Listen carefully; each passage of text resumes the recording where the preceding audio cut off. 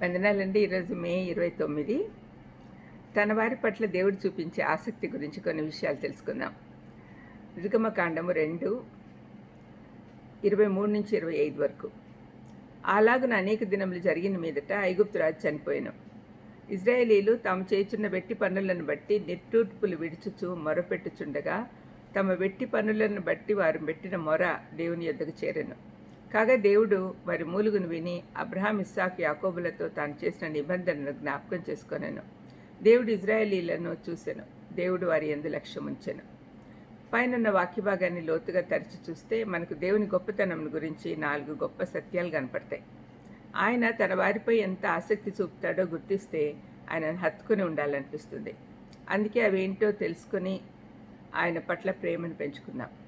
23వ వచనంలో కాలం చాలా గడిచింది, రాజు చనిపోయాడు అని చెప్పబడింది. మనుషులు కాలం గడిచే కొద్దీ ఈ లోకాన్ని విడిచిపోతారు. రాజు చనిపోతే సింహాసనంపైకి ఇంకొకరు వస్తారు. ఈ వాక్య భాగం యొక్క నేపథ్యం చూస్తే మోషే అప్పటికే 80 సంవత్సరాలు వాడైనాడు. అతన్ని దేవుడు తన ప్రజలను బానిసత్వం నుంచి విడిపించుటకే నియమిస్తున్నాడు. ఇజ్రాయేలీలు ఐగుప్తు దేశం వచ్చిన కొత్తలో యోసేపు జీవించున్నాడు. అప్పుడున్న రాజు అతని ప్రజలను చాలా ప్రేమగా చూసుకున్నాడు, దయతో చూసుకున్నాడు. ఆ తర్వాత వచ్చిన ఫరో కఠినంగా, క్రూరంగా వారిని అణిచివేశాడు. అప్పుడు ప్రజలు దేవునికి మొరపెట్టగా దేవుడు నిబంధన జ్ఞాపకం చేసుకున్నాడు. ఇందులో దేవుని మొదటి లక్షణము ఆయన కాలానికి అతీతుడని.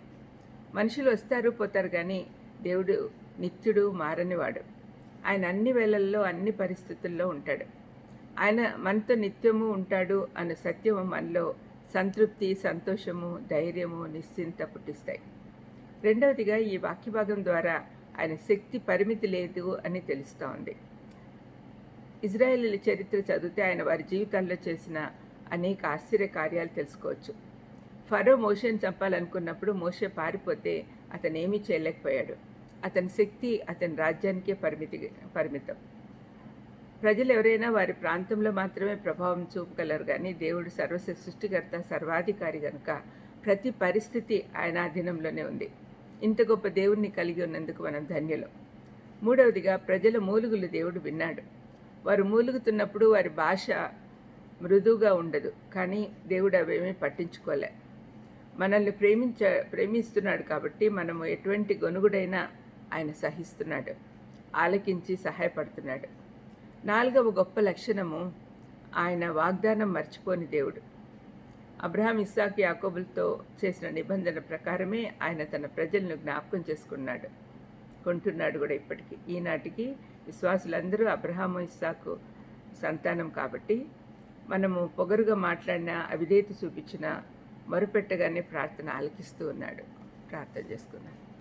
దయమైడ యేసునైనా, ఇంత గొప్ప నిశ్చింత మాకు కలుగు చేసినందుకు మీ స్తోత్రం నైనా.